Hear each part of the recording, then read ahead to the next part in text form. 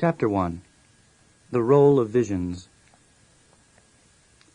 One of the curious things about political opinions is how often the same people line up on opposite sides of different issues. The issues themselves may have no intrinsic connection with each other. They may range from military spending to drug laws to monetary policy to education. Yet the same familiar faces can be found glaring at each other from opposite sides of the political fence again and again. It happens too often to be coincidence, and it is too uncontrolled to be a plot. A closer look at the arguments on both sides often shows that they are reasoning from fundamentally different premises. These different premises, often implicit, are what provide the consistency behind the repeated opposition of individuals and groups on numerous unrelated issues. They have different visions of how the world works. It would be good to be able to say that we should dispense with visions entirely and deal only with reality, but that may be the most utopian vision of all. Reality is far too complex to be comprehended by any given mind. Visions are like maps that guide us through a tangle of bewildering complexities. Like maps, visions have to leave out many concrete features in order to enable us to focus on a few key paths to our goals. Visions are indispensable, but dangerous precisely to the extent that we confuse them with reality itself. What has been deliberately neglected may not in fact turn out to be negligible in its effect on the results. That has to be tested against evidence. A vision has been described as a pre-analytic cognitive act. It is what we sense or feel before we have constructed any systematic reasoning that could be called a theory, much less deduced any specific consequences as hypotheses to be tested against evidence. A vision is our sense of how the world works. For example, primitive man's sense of why leaves move may have been that some spirit moves them, and his sense of why tides rise or volcanoes erupt may have run along similar lines. Newton had a very different vision of how the world works, and Einstein still another. For social phenomena, Rousseau had a very different vision of human causation from that of Edmund Burke. Visions are the foundations on which theories are built. The final structure depends not only on the foundation, but also on how carefully and consistently the framework of theory is constructed and how well buttressed it is with hard facts. Visions are very subjective, but well-constructed theories have clear implications, and facts can test and measure their objective validity. The world learned at Hiroshima that Einstein's vision of physics was not just Einstein's vision. Logic is an essential ingredient in the process of turning a vision into a theory, just as empirical evidence is then essential for determining the validity of that theory. But it is the initial vision which is crucial for our glimpse of insight into the way the world works. In Pareto's words, logic is useful for proof, but almost never for making discoveries. A man receives certain impressions. Under their influence, he states, without being able to say either how or why, and if he attempts to do so, he deceives himself, a proposition which can be verified experimentally. Visions are all, to some extent, simplistic, though that is a term usually reserved for other people's visions, not our own. The ever-changing kaleidoscope of raw reality would defeat the human mind by its complexity, except for the mind's ability to abstract, to pick out parts and think of them as a whole. This is nowhere more necessary than in social visions and social theory, dealing with the complex and often subconscious interactions of millions of human beings. No matter what vision we build on, it will never account for every sparrow's fall. Social visions especially must leave many important phenomena unexplained, or explained only in ad hoc fashion, or by inconsistent assumptions that derive from more than one vision. The purest vision may not be the basis of the most impressive theories, much less the most valid ones. Yet purer visions may be more revealing as to unspoken premises than are the more complex theories. For purposes of understanding the role of visions, William Godwin's Enquiry Concerning Political Justice, 1793, may tell us more than Marx's Capital. Indeed, we may understand more of Marx's Capital after we have seen how similar premises worked out in the simpler model of William Godwin. Likewise, the vision of social causation underlying the theories of the physiocrats was in its essentials very much like the vision elaborated in a more complex and sophisticated way by Adam Smith, and still later, and still more so, by Milton Friedman. A vision, as the term is used here, is not a dream, a hope, a prophecy, or a moral imperative, though any of these things may ultimately derive from some particular vision. Here, a vision is a sense of causation. It is more like a hunch or a gut feeling than it is like an exercise in logic or factual verification. These things come later and feed on the raw material provided by the vision. If causation proceeds as our vision conceives it to, then certain other consequences follow, and theory is the working out of what those consequences are. Evidence is fact that discriminates between one theory and another. Facts do not speak for themselves. They speak for or against competing theories. Facts divorced from theory or visions are mere isolated curiosities. Theories can be devastated by facts, but they can never be proved to be correct by facts. Ultimately, there are as many visions as there are human beings, if not more, and more than one vision may be consistent with a given fact. Facts force us to discard some theories, or else to torture our minds trying to reconcile the irreconcilable, but they can never put the final imprimatur of ultimate truth on a given theory. What empirical verification can do is to reveal which of the competing theories currently being considered is more consistent with what is known factually. Some other theory may come along tomorrow that is still more consistent with the facts, or explains those facts with fewer, clearer, or more manageable assumptions, or covers both this and other empirical phenomena hitherto explained by a separate theory. Social visions are important in a number of ways. The most obvious is that policies based on a certain vision of the world have consequences that spread through society and reverberate across the years, or even across generations or centuries. Visions set the agenda for both thought and action. Visions fill in the necessarily large gaps in individual knowledge. Thus, for example, an individual may act in one way in some area in which he has great knowledge, but in just the opposite way elsewhere, where he is relying on a vision he has never tested empirically. A doctor may be a conservative on medical issues and a liberal on social and political issues, or vice versa. The political battles of the day are a potpourri of special interests, mass emotions, personality clashes, corruption, and numerous other factors. Yet the enduring historic trends have a certain consistency that reflects certain visions. Often special interests prevail to the extent that they can mobilize support from the general public's responsiveness to visions which can be invoked for or against a given policy. From the standpoint of personal motivation, ideas may be simply the chips with which special interests, demagogues, and opportunists of various sorts play the political game. But from a broader perspective of history, these individuals and organizations can be viewed as simply carriers of ideas, much as bees inadvertently carry pollen, playing a vital role in the grand scheme of nature while pursuing a much narrower individual purpose.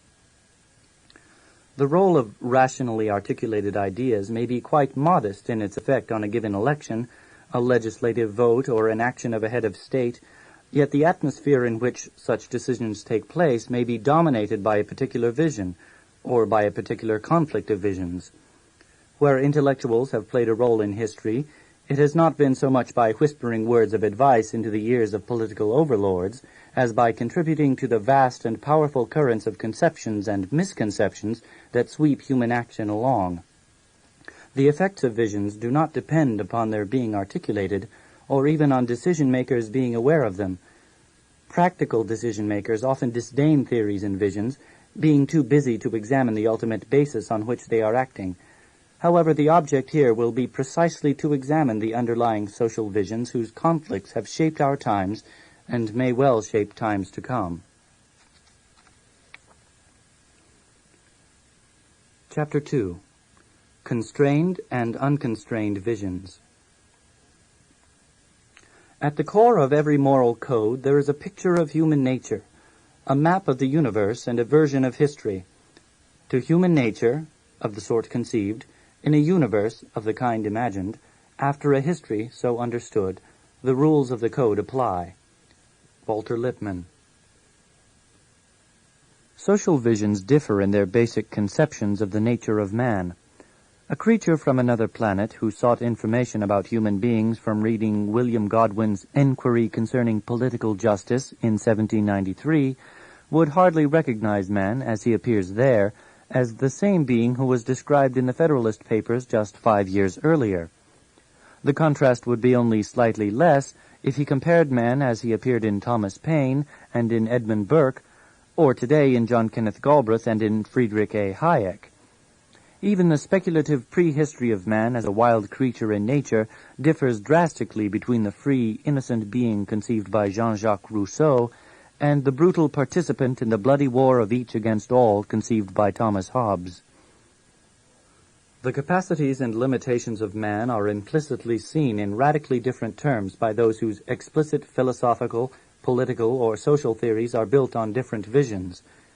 Man's moral and mental natures are seen so differently that their respective concepts of knowledge and of institutions necessarily differ as well. Social causation itself is conceived differently, both as to mechanics and results. Time and its ancillary phenomena, traditions, contracts, economic speculation, for example, are also viewed quite differently in theories based on different visions. The abstractions which are part of all theories tend to be viewed as more real by followers of some visions than by followers of opposing visions. Finally, those who believe in some visions view themselves in a very different moral role from the way the followers of other visions view themselves. The ramifications of these conflicting visions extend into economic, judicial, military, philosophical, and political decisions. Rather than attempt the impossible task of following all these ramifications in each of the myriad of social visions, the discussion here will group these visions into two broad categories, the constrained vision and the unconstrained vision. These will be abstractions of convenience, recognizing that there are degrees in both visions, that a continuum has been dichotomized, that in the real world there are often elements of each inconsistently grafted onto the other, and innumerable combinations and permutations. With all these caveats, it is now possible to turn to an outline of the two visions, and specifics on the nature of man, the nature of knowledge, and the nature of social processes as seen in constrained and unconstrained visions. The nature of man, the constrained vision. Adam Smith provided a picture of man which may help make concrete the nature of a constrained vision. Writing as a philosopher in 1759, nearly 20 years before he became famous as an economist, Smith said in his Theory of Moral Sentiments, "Let us suppose that the great empire of China, with all its myriads of inhabitants, was suddenly swallowed up by an earthquake, and let us consider how a man of humanity in Europe, who had no sort of connection with that part of the world, would react upon receiving intelligence of this dreadful calamity. He would, I imagine, first of all express very strongly his sorrow for the misfortune of that unhappy people. He would make many melancholy reflections upon the precariousness of human life, and the vanity of all the labors of man, which could thus be annihilated in a moment. He would, too, perhaps, if he was a man of speculation, enter into many reasonings concerning the effects which this disaster might produce upon the commerce of Europe, and the trade and business of the world in general. And when all this fine philosophy was over, when all these humane sentiments had been once fairly expressed, he would pursue his business or his pleasure, take his repose or his diversion, with the same ease and tranquillity as if no such accident had happened. The most frivolous disaster which could befall himself would occasion a more real disturbance. If he was to lose his little finger tomorrow, he would not sleep tonight, but provided he never saw them, he would snore with the most profound security over the ruin of 100 million of his brethren." The moral limitations of man in general, and his egocentricity in particular, were neither lamented by Smith nor regarded as things to be changed. They were treated as inherent facts of life, the basic constraint in his vision. The fundamental moral and social challenge was to make the best of the possibilities which existed within that constraint, rather than dissipate energies in an attempt to change human nature, an attempt that Smith treated as both vain and pointless. For example, if it were somehow possible to make the European feel poignantly the full pain of those who suffered in China, this state of mind would be perfectly useless, according to Smith, except to make him miserable, without being of any benefit to the Chinese. Smith said, "Nature, it seems, when she loaded us with our own sorrows, thought that they were enough, and therefore did not command us to take any further share in those of others. than what was necessary to prompt us to relieve them. Instead of regarding man's nature as something that could or should be changed, Smith attempted to determine how the moral and social benefits desired could be produced in the most efficient way within that constraint. Smith approached the production and distribution of moral behavior in much the same way he would later approach the production and distribution of material goods. Although he was a professor of moral philosophy, his thought processes were already those of an economist. However, the constrained vision is by no means limited to economists. Smith's contemporary in politics, Edmund Burke, perhaps best summarized the constrained vision from a political perspective when he spoke of a radical infirmity in all human contrivances, an infirmity inherent in the fundamental nature of things. Similar views were expressed by Alexander Hamilton, principal author of the Federalist Papers. It is the lot of all human institutions, even those of the most perfect kind, to have defects as well as excellencies, ill as well as good propensities. This results from the imperfection of the institutor, man. Clearly, a society cannot function humanely, if at all, when each person acts as if his little finger is more important than the lives of 100 million other human beings. But the crucial word here is act. We cannot prefer ourselves so shamelessly and blindly to others when we act, Smith said, even if that is the spontaneous or natural inclination of our feelings. In practice, people on many occasions sacrifice their own interests to the greater interests of others, according to Smith, but this was due to such intervening factors as devotion to moral principles, to concepts of honor and nobility, rather than to loving one's neighbor as oneself. Through such artificial devices, man could be persuaded to do for his own self-image or inner needs what he would not do for the good of his fellow man. In short, such concepts were seen by Smith as the most efficient way to get the moral job done at the lowest psychic cost. Despite the fact that this was a moral question, Smith's answer was essentially economic, a system of moral incentives, a set of trade-offs rather than a real solution by changing man. One of the hallmarks of the constrained vision is that it deals in trade-offs rather than solutions. In his classic work, The Wealth of Nations, Smith went further. Economic benefits to society were largely unintended by individuals, but emerged systemically from the interactions of the marketplace, under the pressures of competition and the incentives of individual gain. Moral sentiments were necessary only for shaping the general framework of laws within which this systemic process could go on. This was yet another way in which man, with all the limitations conceived by Smith, could be induced to produce benefits for others for reasons ultimately reducible to self-interest. It was not an atomistic theory that individual self-interests added up to the interest of society. On the contrary, the functioning of the economy and society required each individual to do things for other people. It was simply the motivation behind these acts, whether moral or economic, which was ultimately self-centered. In both his moral and his economic analyses, Smith relied on incentives rather than dispositions to get the job done. The unconstrained vision. Perhaps no other 18th century book presents such a contrast to the vision of man in Adam Smith as William Godwin's Enquiry Concerning Political Justice, a work as remarkable for its fate as its contents. An immediate success upon its publication in England in 1793, within a decade it encountered the chilling effect of British hostile reactions to ideas popularly associated with the French Revolution, especially after France became an enemy in war. By the time 2 decades of warfare between the two countries were ended at Waterloo, Godwin and his work had been relegated to the periphery of intellectual life, and he was subsequently best known for his influence on Shelley. Yet no work of the 18th century, Age of Reason, so clearly, so consistently, and so systematically elaborated the unconstrained vision of man as did Godwin's treatise. Where in Adam Smith moral or socially beneficial behavior could be evoked from man only by incentives, in William Godwin, man's understanding and disposition were capable of intentionally creating social benefits. Godwin regarded the intention to benefit others as being of the essence of virtue, and virtue in turn as being the road to human happiness.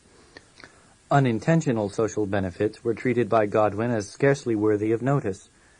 His was the unconstrained vision of human nature, in which man was capable of directly feeling other people's needs as more important than his own, and therefore of consistently acting impartially, even when his own interests or those of his family were involved. This was not meant as an empirical generalization about the way most people currently behaved. It was meant as a statement of the underlying nature of human potential. Conceding current egocentric behavior did not imply that it was a permanent feature of human nature, as human nature was conceived in the unconstrained vision. Godwin said, "Men are capable, no doubt, of preferring an inferior interest of their own to a superior interest of others, but this preference arises from a combination of circumstances and is not the necessary and invariable law of our nature." Socially contrived incentives were disdained by Godwin as unworthy and unnecessary expedients, when it was possible to achieve directly what Smith's incentives were designed to achieve indirectly. If 1,000 men are to be benefited, I ought to recollect that I am only an atom in the comparison, and to reason accordingly. Unlike Smith, who regarded human selfishness as a given, Godwin regarded it as being promoted by the very system of rewards used to cope with it. The real solution toward which effort should be bent was to have people do what is right because it is right, not because of psychic or economic payments. That is, not because someone has annexed to it a great weight of self-interest. Having an unconstrained vision of the yet untapped moral potential of human beings, Godwin was not preoccupied like Smith with what is the most immediately effective incentive under the current state of things. The real goal was the long-run development of a higher sense of social duty. To the extent that immediately effective incentives retarded that long-run development, their benefits were illusory. The hope of reward and fear of punishment were, in Godwin's vision, wrong in themselves and inimical to the improvement of the mind. In this, Godwin was seconded by another contemporary exemplar of the unconstrained vision, the Marquis de Condorcet, who rejected the whole idea of turning prejudices and vices to good account rather than trying to dispel or repress them. Such mistakes Condorcet traced to his adversary's vision of human nature. They're confusing the natural man and his potential with existing man, corrupted by prejudices, artificial passions, and social customs. Trade-offs versus solutions. Prudence, the careful weighing of trade-offs, is seen in very different terms within the constrained and the unconstrained visions. In the constrained vision, where trade-offs are all that we can hope for, prudence is among the highest duties. Edmund Burke called it the first of all virtues. Nothing is good, Burke said, but in proportion and with reference. In short, as a trade-off. By contrast, in the unconstrained vision, where moral improvement has no fixed limit, prudence is of a lower order of importance. Godwin had little use for those moralists, quite conceivably meaning Smith, who think only of stimulating men to good deeds by considerations of frigid prudence and mercenary self-interests, instead of seeking to stimulate the generous and magnanimous sentiment of our natures.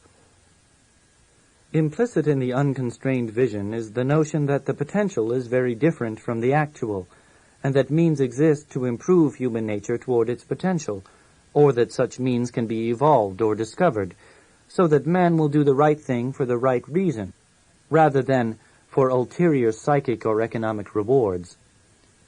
Condorcet expressed a similar vision when he declared that man can eventually fulfill by a natural inclination the same duties which today cost him effort and sacrifice. Thus a solution can supersede mere trade-offs. Man is, in short, perfectible, meaning continually improvable rather than capable of actually reaching absolute perfection. We can come nearer and nearer, according to Godwin, though one cannot prescribe limits to this process. It is sufficient for his purpose that men are eminently capable of justice and virtue, not only isolated individuals, but the whole species. Efforts must be made to wake the sleeping virtues of mankind. Rewarding existing behavior patterns was seen as antithetical to this goal. Here, too, Condorcet reached similar conclusions. The perfectibility of man, he said, was truly indefinite. The progress of the human mind was a recurring theme in Condorcet. He acknowledged that there were limits of man's intelligence, that no one believed it possible for man to know all the facts of nature, or to attain the ultimate means of precision in their measurement or analysis. But while there was ultimately a limit to man's mental capability, according to Condorcet, no one could specify what it was. He was indignant that Locke dared to set a limit to human understanding. As a devotee of mathematics, Condorcet conceived perfectibility as a never-ending asymptotic approach to a mathematical limit. While use of the word perfectibility has faded away over the centuries, the concept has survived, largely intact to the present time. The notion that the human being is highly plastic material is still central among many contemporary thinkers who share the unconstrained vision. The concept of solution remains central to this vision. A solution is achieved when it is no longer necessary to make a trade-off, even if the development of that solution entailed costs now past.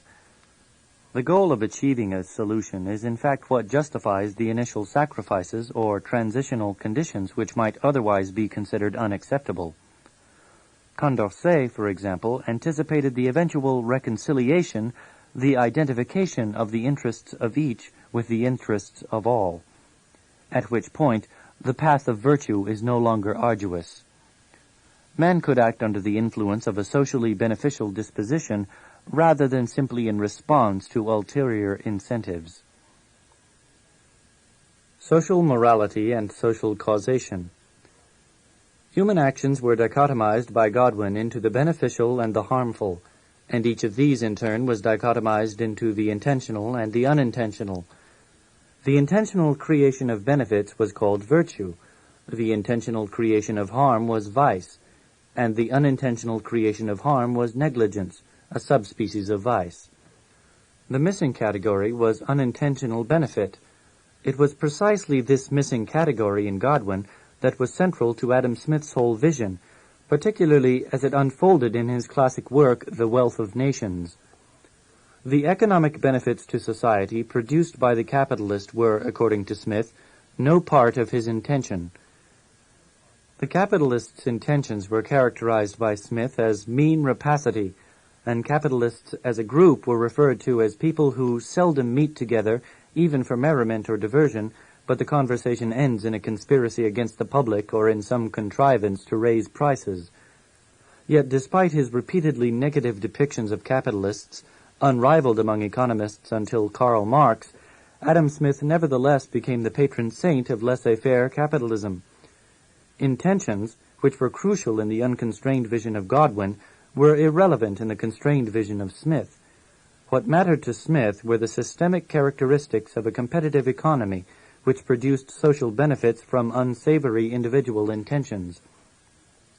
While Adam Smith and William Godwin have been cited as especially clear and straightforward writers espousing opposing visions, each is part of a vast tradition that continues powerful and contending for domination today. Even among their contemporaries, Smith and Godwin each had many intellectual compatriots with similar visions, differently expressed and differing in details and degree.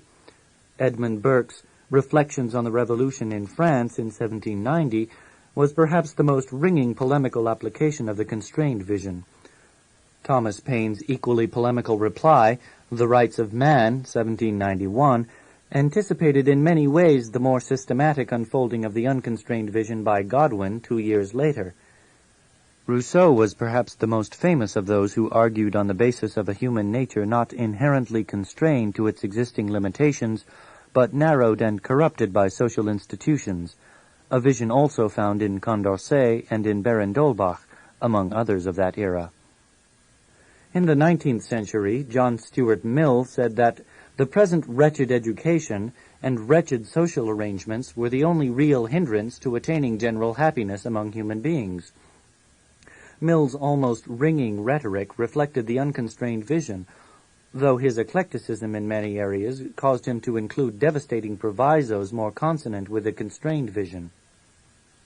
Much of 19th century socialism and 20th century liberalism builds upon these foundations, modified and varying in degree, and applied to areas as disparate as education, war, and criminal justice. Marxism, as we shall see, was a special hybrid, applying a constrained vision to much of the past and an unconstrained vision to much of the future. When Harold Lasky said that dissatisfaction was an expression of serious ill in the body politic, he was expressing the essence of the unconstrained vision, in which neither man nor nature have such inherent constraints as to disappoint our hopes, so that existing institutions, traditions, or rulers must be responsible for dissatisfaction. Conversely, when Malthus attributed human misery to laws inherent in the nature of man and absolutely independent of all human regulations, he was expressing one of the most extreme forms of the constrained vision, encompassing inherent constraints in both nature and man. Godwin's reply to Malthus, not surprisingly, applied the unconstrained vision to both nature and man. Men are born into the world, in every country where the cultivation of the earth is practiced, with the natural faculty in each man of producing more food than he can consume, a faculty which cannot be controlled but by the injurious exclusions of human institution. Given the unconstrained possibilities of man and nature, poverty or other sources of dissatisfaction could only be a result of evil intentions or blindness to solutions readily achievable by changing existing institutions. By contrast, Burke considered complaints about our times and rulers to be part of the general infirmities of human nature, and that true political sagacity was required to separate these from real indicators of a special malaise. Hobbes went even further, arguing that it was precisely when men are at ease that they are most troublesome politically. The constraints of nature are themselves important largely through the constraints of human nature.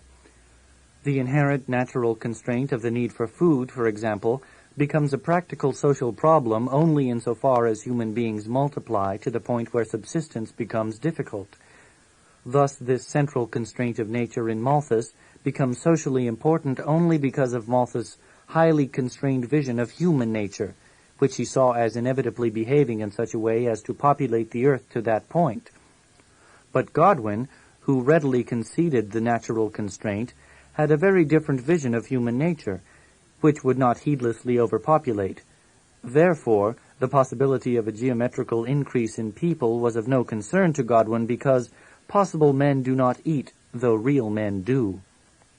Malthus, on the other hand, saw overpopulation not as an abstract possibility in the future, but as a concrete reality already manifested.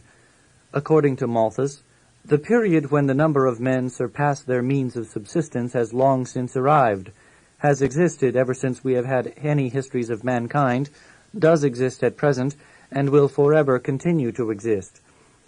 It would be hard to conceive of a more absolute statement of a constrained vision. Where Malthus and Godwin differed was not over a natural fact, the need for food, but over behavioral theories based on very different visions of human nature. Most followers of the unconstrained vision likewise acknowledge death, for example, as an inherent constraint of nature, though Godwin and Condorcet did not rule out an eventual conquest of death, but simply do not treat this as a constraint on the social development of mankind. The great evils of the world, war, poverty, and crime, for example, are seen in completely different terms by those with the constrained and the unconstrained visions. If human options are not inherently constrained, then the presence of such repugnant and disastrous phenomena virtually cries out for explanation and for solutions. But if the limitations and passions of man himself are at the heart of these painful phenomena, then what requires explanation are the ways in which they have been avoided or minimized. While believers of the unconstrained vision seek the special causes of war, poverty, and crime, believers in the constrained vision seek the special causes of peace, wealth, or a law-abiding society. In the unconstrained vision, there are no intractable reasons for social evils, and therefore no reason why they cannot be solved, with sufficient moral commitment. But in the constrained vision, whatever artifices or strategies restrain or ameliorate inherent human evils will themselves have costs, some in the form of other social ills created by these civilizing institutions, so that all that is possible is a prudent trade-off. The two great revolutions of the 18th century, in France and in America, can be viewed as applications of these differing visions, though with all the reservations necessary whenever the flesh and blood of complex historical events are compared to skeletal theoretical models. The underlying premises of the French Revolution more clearly reflected the unconstrained vision of man which prevailed among its leaders. The intellectual foundations of the American Revolution were more mixed, including men like Thomas Paine and Thomas Jefferson, whose thinking was similar in many ways to that in France, but also including as a dominant influence on the Constitution the classic constrained vision of man expressed in the Federalist Papers. Where Robespierre looked forward to the end of revolutionary bloodshed, when all people will have become equally devoted to their country and its laws, Alexander Hamilton in the Federalist Papers regarded the idea of individual actions unbiased by considerations not connected with the public good as a prospect more ardently to be wished than seriously to be expected. Robespierre sought a solution, Hamilton a trade-off. The Constitution of the United States, with its elaborate checks and balances, clearly reflected the view that no one was ever to be completely trusted with power. This was in sharp contrast to the French Revolution, which gave sweeping powers, including the power of life and death, to those who spoke in the name of the people, expressing the Rousseauian general will. Even when bitterly disappointed with particular leaders, who were then deposed and executed, believers in this vision did not substantially change their political systems or beliefs, viewing the evil as localized in individuals who had betrayed the revolution. The writers of the Federalist Papers were quite conscious of the vision of man that underlay the constitution of checks and balances which they espoused. It may be a reflection on human nature that such devices should be necessary to control the abuses of government. But what is government itself but the greatest of all reflections on human nature? To the Federalists, the evil was inherent in man, and institutions were simply ways of trying to cope with it. Adam Smith likewise saw government as an imperfect remedy for the deficiency of wisdom and virtue in man. The Federalist Papers said, "Why has government been instituted at all? Because the passions of men will not conform to the dictates of reason and justice without constraint." To those without this constrained vision of man, the whole elaborate system of constitutional checks and balances was a needless complication and impediment. Condorcet condemned such counterweights for creating an overcomplicated political machine to weigh upon the people. He saw no need for society to be jostled between opposing powers or held back by the inertia of constitutional checks and balances. The constrained vision is a tragic vision of the human condition. The unconstrained vision is a moral vision of human intentions, which are viewed as ultimately decisive. The unconstrained vision promotes pursuit of the highest ideals and the best solutions. By contrast, the constrained vision sees the best as the enemy of the good, a vain attempt to reach the unattainable being seen as not only futile, but often counterproductive, while the same efforts could have produced a viable and beneficial trade-off. Adam Smith applied this reasoning not only to economics, but also to morality and politics. The prudent reformer, according to Smith, will respect the confirmed habits and prejudices of the people, and when he cannot establish what is right, he will not disdain to ameliorate the wrong. His goal is not to create the ideal, but to establish the best that the people can bear. But Condorcet, expressing the unconstrained vision, rejected any notion that laws should change with the temperature and adapt to the forms of government, to the practices that superstition has consecrated, and even to the stupidities adopted by each people. Thus he found the French Revolution superior to the American Revolution, for the principles from which the Constitution and laws of France were derived were purer, and allowed the people to exercise their sovereign right without constraint. Related to this is the question whether the institutions of one society can be transferred to another, or particular blueprints for better societies be applied to very different countries. Jeremy Bentham was noted for producing both specific reforms and general principles intended to apply in very different societies. Yet to Hamilton, What may be good at Philadelphia may be bad at Paris and ridiculous at Petersburg. Each of these conclusions is consistent with the respective vision from which it came.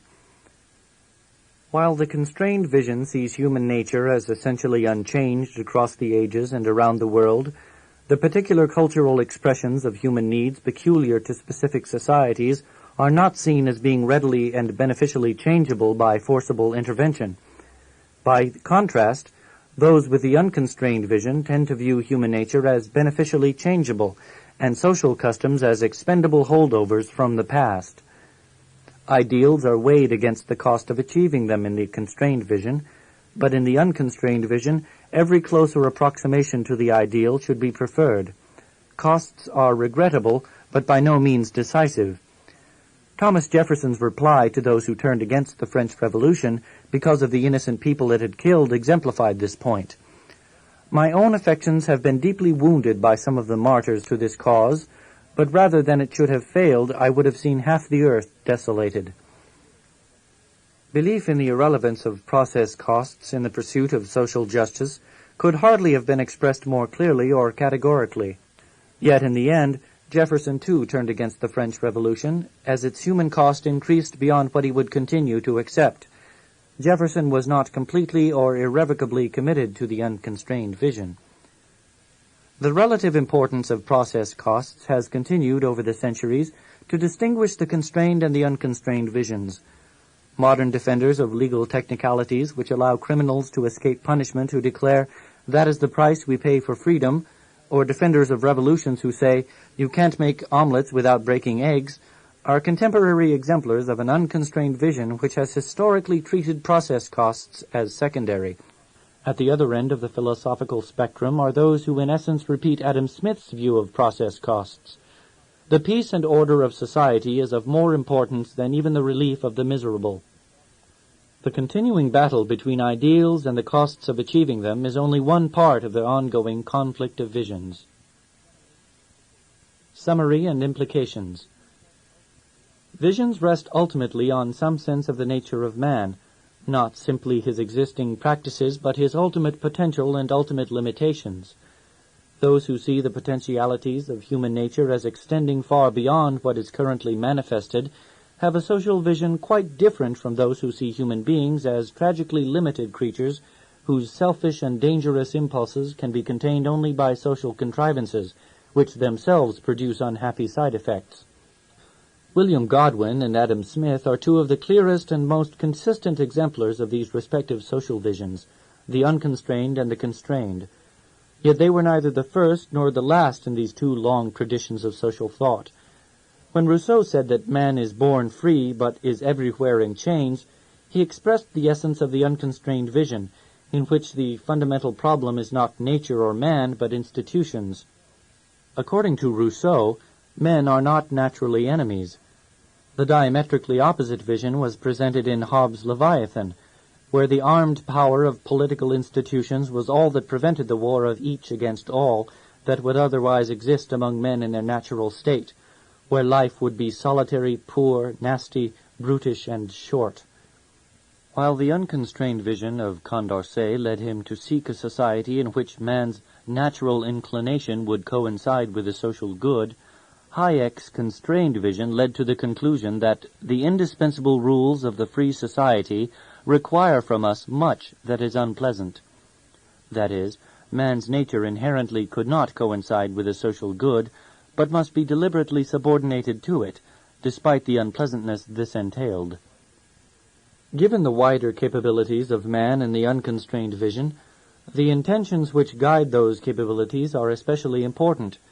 Words and concepts which revolve around intention, sincerity, commitment, dedication, have been central to the unconstrained vision for centuries, and the policies sought by this vision have often been described in terms of their intended goals: liberty, equality, fraternity, ending the exploitation of man by man, or social justice, for example.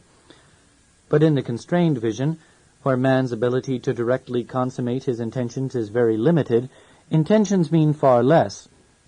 Burke referred to the beneficial effects of human faults and to the ill consequences attending the most undoubted virtues. Adam Smith's entire economic doctrine of laissez-faire implicitly assumed the same lack of correspondence between intention and effect, for the systemic beliefs of capitalism were no part of the intention of capitalists. In the constrained vision, social processes are described not in terms of intentions or ultimate goals, but in terms of the systemic characteristics deemed necessary to contribute to those goals: property rights, free enterprise, or strict construction of the Constitution, for example. It is not merely that there are different goals in the two visions, but more fundamentally, that the goals relate to different things. The unconstrained vision speaks directly in terms of desired results, the constrained vision in terms of process characteristics considered conducive to desired results, but not directly or without many unhappy side effects, which are accepted as part of a trade-off. With all the complex differences among social thinkers as of a given time, and still more so over time, it is nevertheless possible to recognize certain key assumptions about human nature and about social causation which permit some to be grouped together as belonging to the constrained vision and others as belonging to the unconstrained vision. Although these groupings do not encompass all social theorists, they cover many important figures and enduring ideological conflicts of the past 2 centuries. Running through the tradition of the unconstrained vision is the conviction that foolish or immoral choices explain the evils of the world, and that wiser or more moral and humane social policies are the solution. William Godwin's elaboration of this unconstrained vision in his Enquiry Concerning Political Justice drew upon and systematized such ideas found among numerous 18th century thinkers, Jean-Jacques Rousseau, Voltaire, Condorcet, Thomas Paine, and D'Holbach being notable examples. This general approach was carried forth in the 19th century in their very different ways by Saint-Simon, Robert Owen, and by George Bernard Shaw and other Fabians.